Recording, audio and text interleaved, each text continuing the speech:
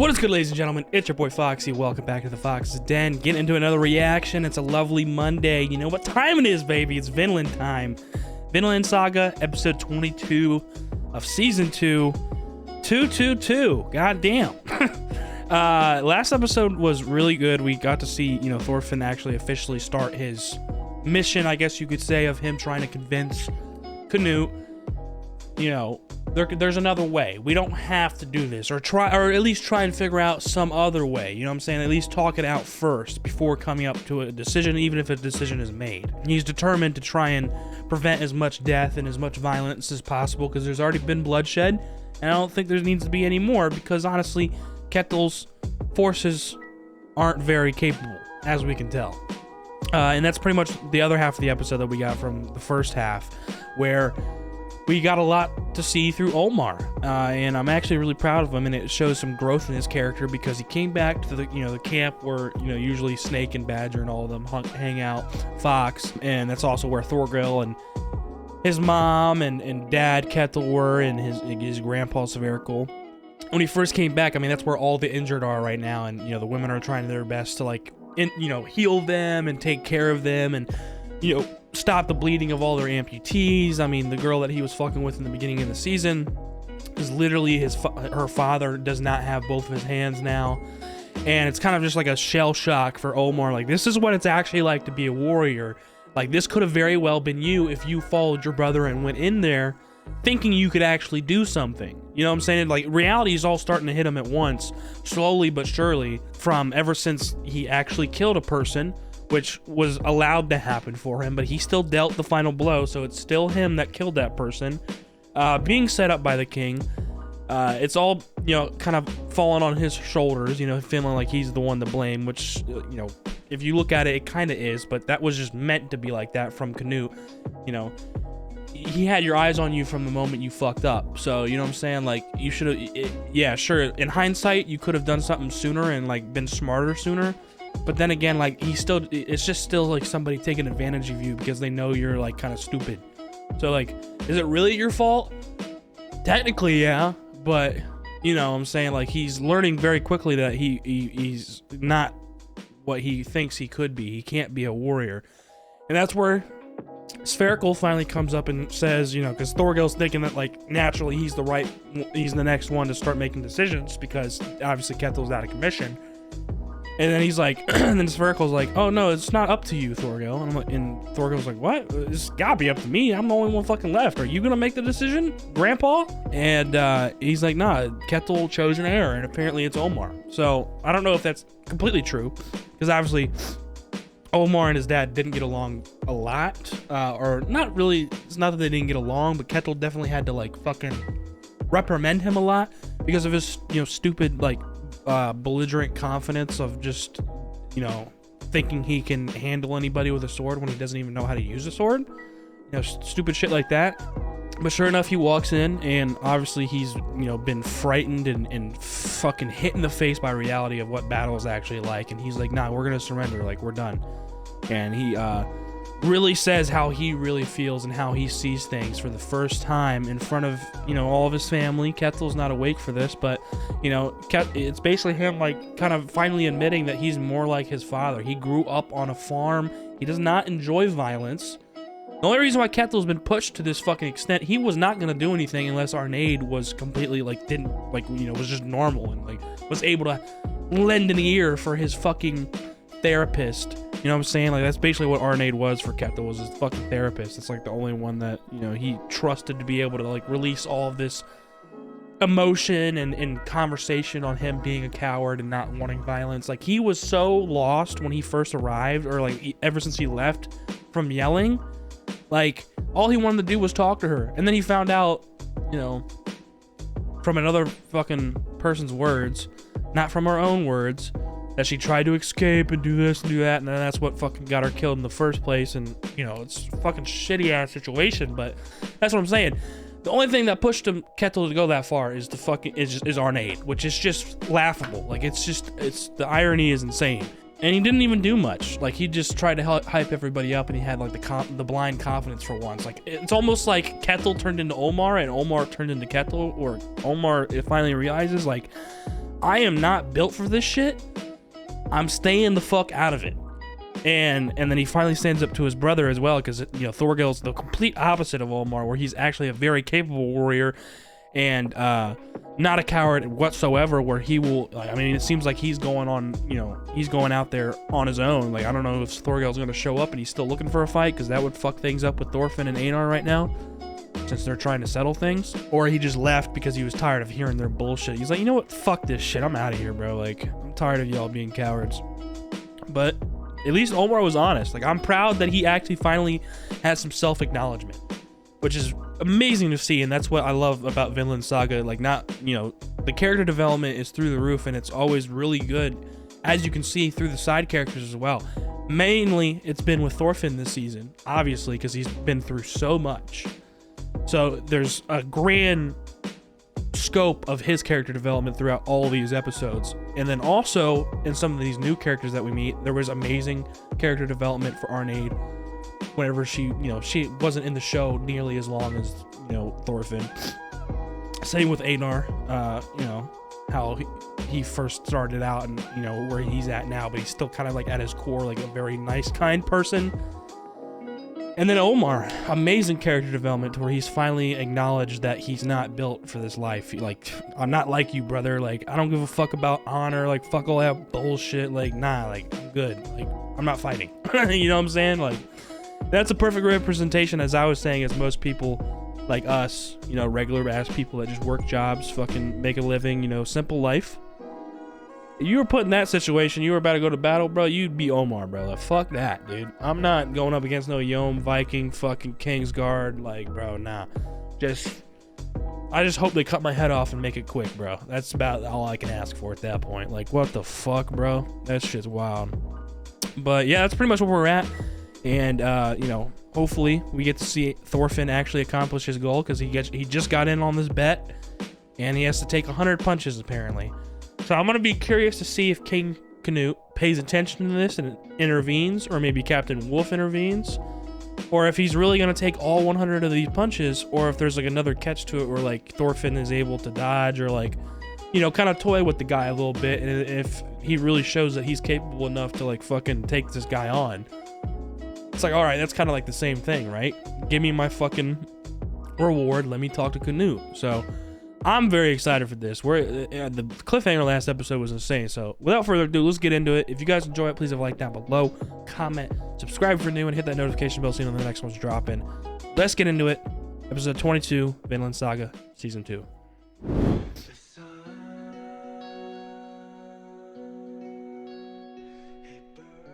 Right into the opening, baby. Let's go. I like that. I like that. Every time they play the opening right away, it's like, all right, I bet we're getting into some shit. Bro, it's so wild that one studio is doing this show, which is, in my opinion, this season is just superb. And then also doing Hell's Paradise, which is new. And then Jujutsu Kaisen's coming out in the summer, bro. All one studio. Like, the fuck? Give these guys their fucking props, bro. They need a goddamn break. At this point, like, literally the community knows that follows Mappa or, like, watches all these shows. Like, yeah, bro, they don't see their families. Oh, I'm already seeing blood flying. I'm seeing this dude's fist again. 16. So he's actually taking these hits. They're all counting along and shit. This is wild. He's letting him hit him. He's picking where he wants him to hit him. The more and more he punches him too, the more and more he's gonna get mad, because he feels like he should be down already, because everyone's like, this guy's short as fuck. Yeah, he's a shrimp. Like, bro, you have no idea who you're fucking with, bro. Didn't I tell you I was a part of the King's Guard? Oh, he's not resisting at all either. See, he's picking where he wants to be hit, and he's not resisting because he knows. Bro, he's been in battle, bro. He knows what's good. He knows how to stand for a long time. Yep. Don't worry, Captain Wolf. At least Captain Wolf is here paying attention, because he has a little bit more insight than the rest of these dumbasses, just like regular soldiers and shit. He's almost a quarter of the way there.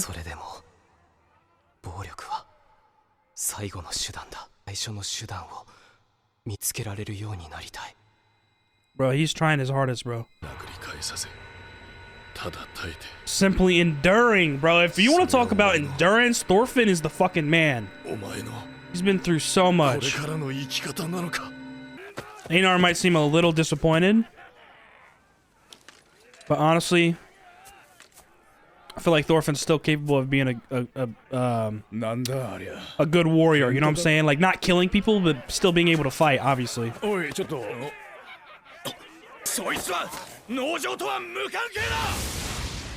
It's already started, bro. That was a good hit. Damn, fucking knocked his hair loose, too. He's gonna stand up. He's not done yet, though. I wonder how many hits that was, though. You can tell time has passed. The sun's about to set. 32. Nah, he's not dead. That was a good hit, but come on, he's not dead.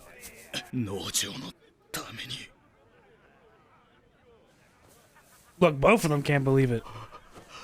But I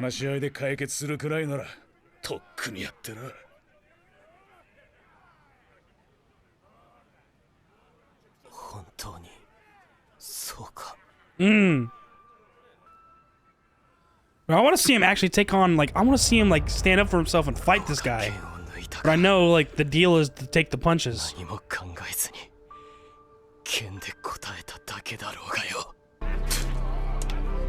Couple teeth, no biggie.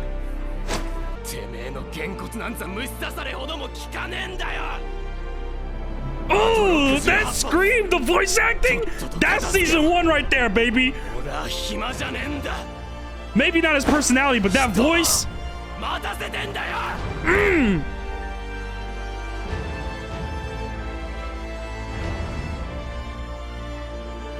Shook everybody. Look at that. Einar's trying so hard to go along with Snake. Like, he doesn't want Thorfinn to go through this either, but he respects Thorfinn's decision. That's where he was questioning, like, are you really gonna simply endure? Is that how you want to live your life? Look at that. All the men are silent now. Pure respect. Better be. Look how tired he is, and he's not even getting fought back.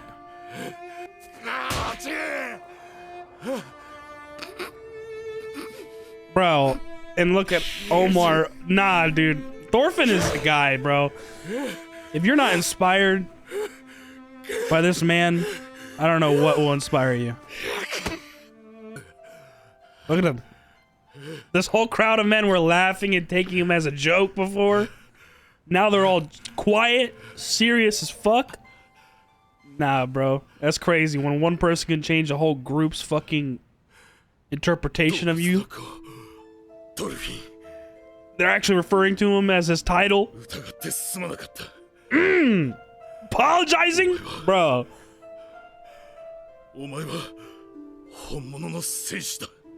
Look how swollen his face is. And I actually believe him now?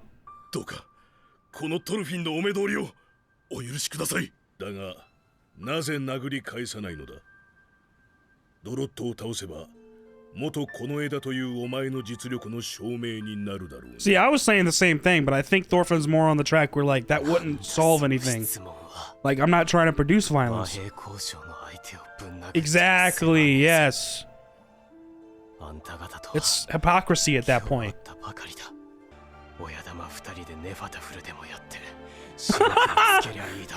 For real, bro.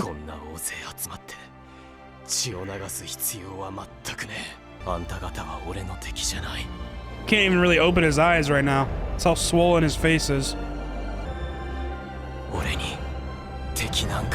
Yes! Oh my god! What his father's been telling him his whole life, bro! Nah. This show is amazing, bro. It all comes full circle, man. Fuck.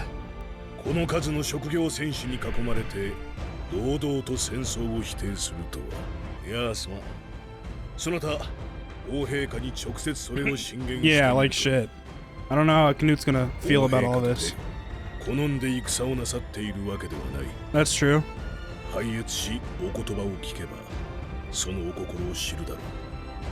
Please at least start the conversation this episode. I swear to God, if this shit ends.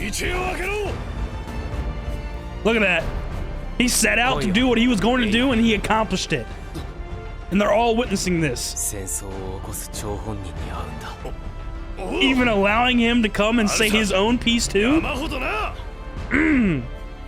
Amazing. Amazing. Nah. This episode is so gas. Bro, this show is too fucking good, bro. Damn it, man. This season's literally ending in like 2 weeks. We get 2 more episodes and it's over. Fuck. Okay, good. Halfway point. Give me some convo, bro. Holy shit.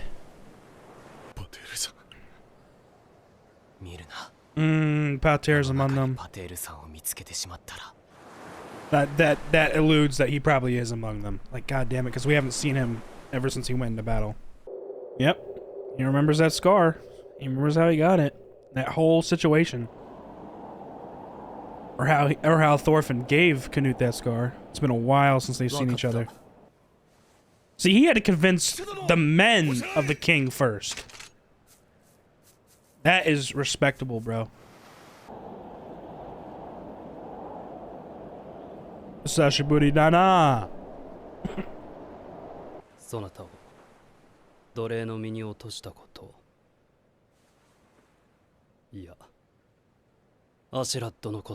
Yeah, indirectly, Canute can see it as he's the one that made Thorfinn a slave, because once Ashlat died, because of that whole situation between Canute and his father, Thorfinn lost the will to live. Now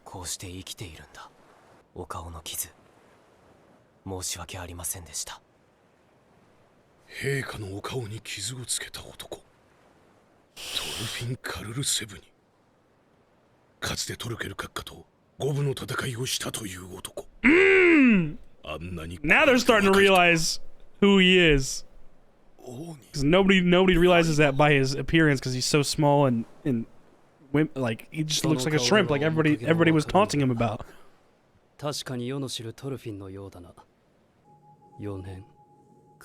4 years since then. Wow. あれから4年になるのだな。クヌート、農場から手を引いてくれ。できんな。事の発端はケティル側にある。ケティルの子オルマルが重視になれぬのを恨み、我が配下10名を殺害したのだ。Yeah, well, it was really Thorgil. 聞いている。だがもう十分だろう。そりゃつまり、この農場を手に入れるまでってことだろう。建前並べたって隠せねえぞ。王様なんて言っても実際ただの強盗じゃねえか。その辺のバイキングの親玉と何が違うってんだ。 Thank you, yes. There we go. Adar is here to point out the irony of all this. 自分で作ってみやがれ。お前は昔ゲインズバラで言ったよな。この地上に楽土を作る。生き苦しむ者たちのための理想郷を。まだそう思っているか。いかにも世はバイキングの親玉中の親玉だ。よこそは帝王、北海最強のバイキングである。北欧最大の半島を滑る支配者。 The soundtrack going crazy right now in the middle of this conversation. Look at him! 万の兵を率いる将来、世の力であの波を沈めてみせよう。帝王クヌートの名において The fuck? 沈まれ。 Yeah, okay. Are you Jesus Christ himself? Yeah, they didn't stop. Like, excuse me? 見たか、そなたたち。我が力。Yeah, okay. Whatever. 寄せるさざ波さえ止めることができぬ。あの波を起こしている者が誰か、神だ。この地上に楽土を築くということは、奴の定めた条理に逆らうということ。This was the big turning point. Because he was such a believer in Christ, and that's all he knew from Ragnar when he was younger, and then once Ragnar died, that's what pushed him to grow up and like kind of leave the religion behind, like Christianity behind, like kind of rebel against it, because he's like, this is bullshit. この混乱と破壊の担い手を神に捨てられたこの者たちを救わねば楽土建設など到底かなわぬ。バイキングを救う？人間の力を束ね神と戦うのだ。Bro, this is wild, man. Finally getting a deep dive into his point of view. Yeah. クヌート、俺には思いつきもしなかった。だが、そのために今日てめえに殺される人間は誰が救うんだ？ Again, the irony. なるから生かして役に立たない人間からは殺して奪うのがもう真っ平だ。これ以上お前らの犠牲になってたまるかよ。 Damn right. King after king after king. He's done nothing to serve Einar. そなたに許されようとは思わぬ。よせ、エイナル。 Thank God for Thorfinn, bro. クヌート、改めて聞く。 And with how much more Thorfinn has been through compared to everybody else, it's surprising to see how much restraint he can show. ケテルの富は世の事業に必要だ。殺さぬ限り世を止めることはできぬぞ。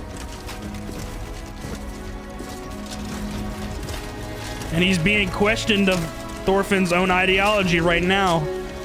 His own thoughts. You're gonna have to answer right now. Damn, dude, this show is too good. No room to budge, Thorfinn. What are you gonna do? It's gonna end. It's gonna fucking end, bro. Fuck! No! Oh my god, dude. Approaching the season finale couldn't be any more fucking excruciating, dude.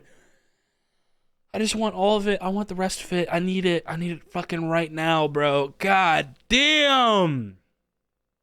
I love this show, bro. This shit never gets old, man. I'm gonna be so disappointed when the fucking season ends. There's plenty more eventually whenever they fucking adapt it, but god damn, it's gonna be a bitch to wait for, man. Fuck. Alrighty, guys, what an absolutely stunning episode of Vinland Saga. That was everything I wanted it to be, and I need more right now. I swear, like, I'm enjoying all of my shows that I'm watching right now and reacting to. Don't get me wrong, but this show in particular, ever since it's fucking started, like, this is the one that is most excruciating to fucking wait for week by week, in my opinion.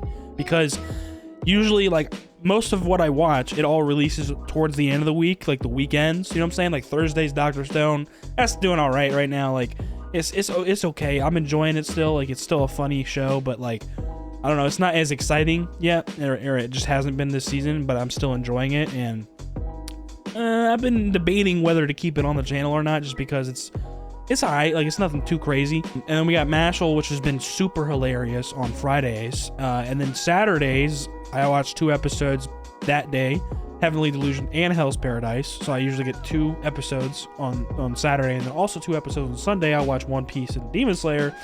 And then I get just this 1 episode at the start of the week, Monday, for Vinland Saga. And it's like, fuck, bro. I have nothing else to watch, because this is the last thing on the list, basically, of the weekend. And I gotta wait all the way until next week. Like, bro, I mean, at least, like I said, I have a buffer from Thursday to Sunday of, like, watching the new stuff before Vinland. But still, man, like, I want this show, bro. I want, dude, like I said, I've said this before, I want to try and fast forward, bro. If I had a fast forward button, I'd be fast forwarding the following Monday, like 2 weeks from now, bro, so I can watch these next 2 episodes. Like, damn, man, this shit is so good. As we can see right in the beginning of the episode, we get right into the opening. We waste no fucking time. We're getting into content and content only. We got opening for the literally first minute 30 seconds of the goddamn show, or the episode, and then we have the ending for the last 1 minute and 30 seconds of the goddamn episode. Like, perfect, just straight content throughout the middle of the episode. We get right into business, and we pretty much start off right where we left off with Thorfinn, taking hits by this guy, I think his name's Drott. I can't remember exactly what his name is, but you know, the guy that was challenging him, and you know, everybody's been like betting on this, and everybody's been like kind of taunting him, and you know, thinking he's not really made of anything because he's so small and tiny, and it's like, you know, it's like, yeah, sure, you were part of the King's Guard, yeah, okay, whatever. But we get into it, and he's about like at like 16 hits, and it goes up to like 19. We see a couple of those hits. And while he was getting hit, he was choosing where he wanted to be hit and how to be hit, basically. Like he was, as Captain Wolf explained it, he was moving his hips and his neck, I think, or it was his hips and something else, in a way where whenever he got hit, the hit didn't go through the core of his body. You know what I'm saying? Like, you can control the momentum of where you're getting hit at if you know what you're doing. And Thorfinn clearly knows what he's doing, even though nobody believed him right away. This is what he's so good at after his character development and his growth. He has such resilience, bro. Like, he was willing to take all of these hits, and by the end of it, approaching 100 hits, he had every fucking man there that was taunting him, laughing at him, not believing him, completely silent, and finishing watching this spectacle with utmost respect, which is simply amazing. And that's truly like respectable and inspiring, because that's what got him to talk to like Canute. Like, sure, it was a bet, but that would have worked regardless. Like, as Captain Wolf said, like, why didn't you try to, you know, subdue Draw or whatever? Why didn't you try and like take him out? Like, sure, if you defeated a King's Guard, then we would have believed that you were a King's Guard, you know what I'm saying? And that's what I was thinking too. But I was like, you know what, I know exactly what's going through Thorfinn's head. And as he said, like, bro, I'm trying to fucking conversate and bring up peace. How am I gonna fight and hit one of you guys when I have no reason to, and I'm trying to talk about peace? Like, it's just completely hypocritical of me, which is amazing that he's self-aware of that, but more amazing in the fact that he was able to change these men's perspective in a moment of a couple hours, where they didn't take him seriously at all at first, thought he was a fucking joke, and now they're silent as shit and have the utmost respect for this guy, because he just took 100 hits from a King's Guard, like one of their own. Like, he's a warrior. Okay, you weren't fucking around. I respect you. And that's what allowed him to go see King Canute. And even before that, like, in the middle of it, like, when he got like one good hit on Thorfinn, I think he took like a misstep, and it was actually like a pretty good hit, and he got knocked down for a little bit, knocked his hair loose, like his hair tie. And that's when Olmar and Snake showed up, and they're like, what the fuck is he doing here? Like, what are you guys doing? And Einar wants to stop him just as bad as Snake does, but he actually ends up holding Snake back, because Einar, he's struggling to like want to like help Thorfinn, like he wants to so badly, and tell him the same thing, like, nah, he's gonna fucking die, like, let's get out of here. But he's already witnessed how determined Thorfinn is to accomplish this, and was questioning himself, like, are you really going to live your life like this? Or are you going to simply endure the whole time?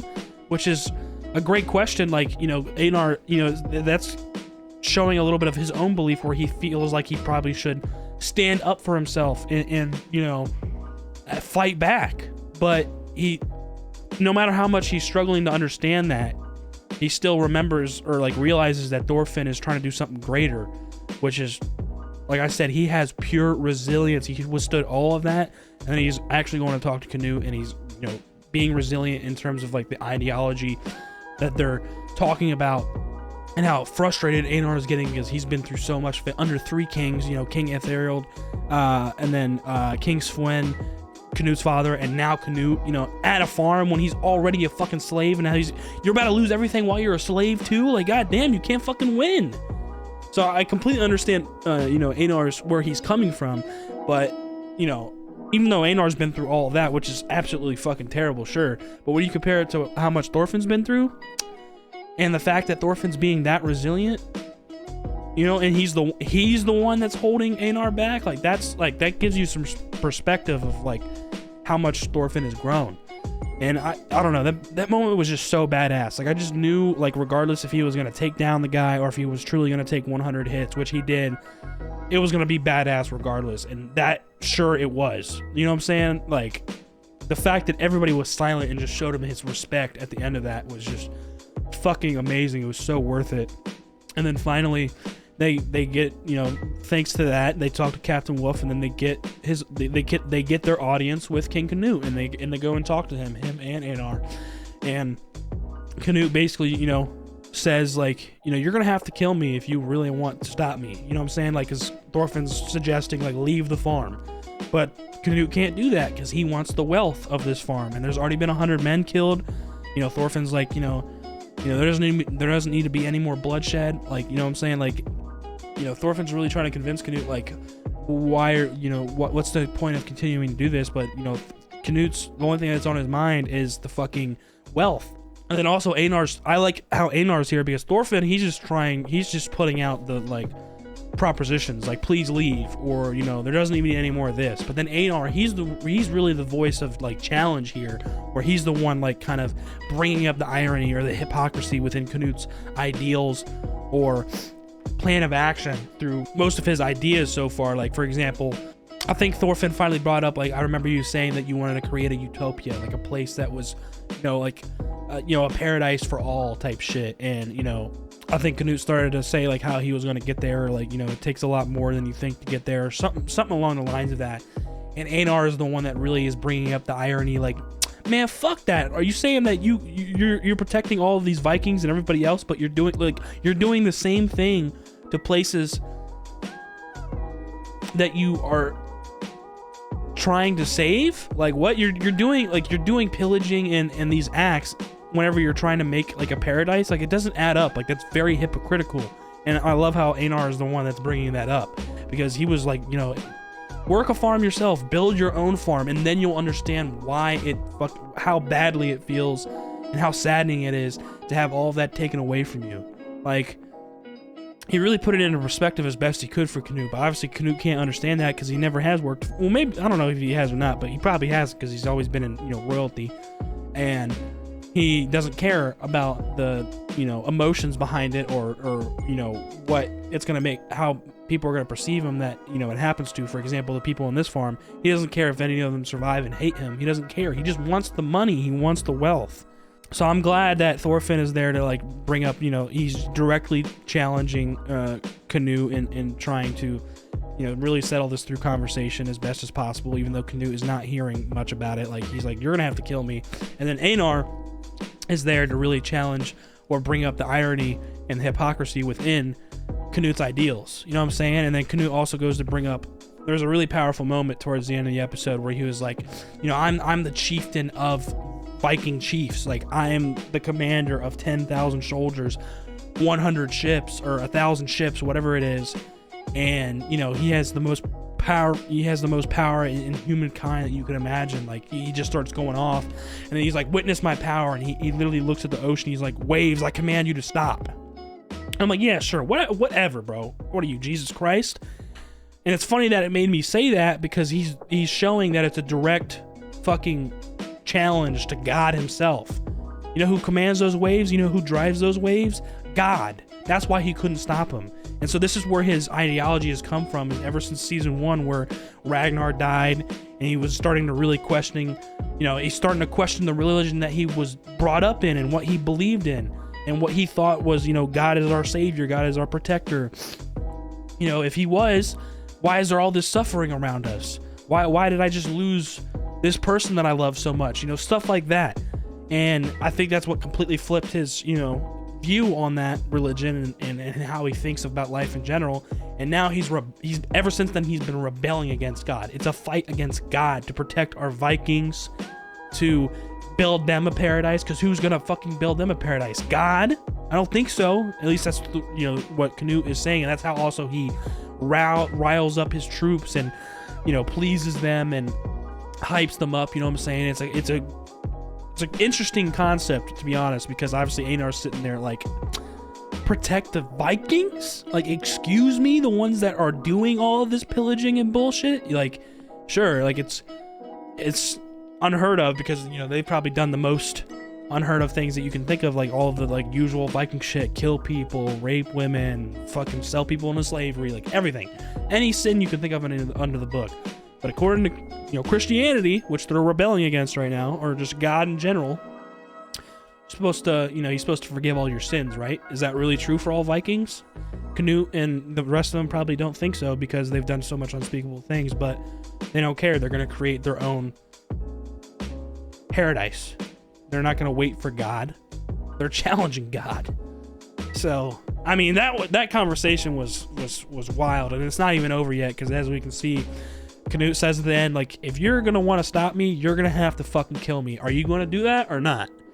So this is also really intriguing, which is why I can't wait for next Monday and next episode, is because now the Vikings have, you know, Canute's men have surrounded Thorfinn and Einar, and it's a direct challenge. What are you gonna do? Like, you have to decide now. So it's really coming down to it where Thorfinn's gonna have to, like, he's gonna have to pull some shit out of his ass, and I don't know what it would be, what he would say to actually convince Canute on what he's proposing to leave the farm. Like I said, I don't know what that would be, or he's really gonna have to fucking fight his way out of this. And I don't think he would do that, so I'm assuming he's gonna pull something out of his ass that actually gets Canute to, like, fucking, like, oh shit, like, damn, I forgot about that, or something, you know, something that hits close to home for him. Because at the end of the day, if they were to try to fight this way out of this, I wouldn't be worried about Thorfinn, but he has Einar with him, bro. And if he loses Einar, I think that's going to be a huge detrimental, like, Einar is a huge, like, influence on Thorfinn, and throughout this whole season has been, like, kind of, you know, taught him what he's learned throughout farming, and, you know, really became his friend. A very, very positive influence on Thorfinn, and returning that kindness into his soul, and that, you know, creativeness, and just, you know, simple, like, knowledge of things, learning things besides war. You know what I'm saying? Like, Einar is a huge influence on Thorfinn, and he wouldn't be who he is without him. So, you know, obviously I don't think anything would happen to him, and Thorfinn wouldn't risk that, because they're that close now. So I'm assuming Thorfinn's gonna, he's gotta pull something out of his ass, bro. He's gotta say something that just completely flips Canute, some way, shape, or form. I don't know how, but it's gotta be something. So I'm excited as fuck for next episode, as I usually am. Like I said, I can't wait until, bro, the weeks feel the longest, like I said, with Vinland Saga. Like, Monday to Monday is the longest, bro. This shit, sucks, but I'm loving it. This show is amazing. Can't wait for more. That's gonna do it for me. So I hope y'all guys enjoyed it. If you did, please leave a like down below, comment, let me know what you guys think, subscribe for new, hit that notification bell so you know the next one's dropping. I'll see you on the next one. Y'all be good. Deuces.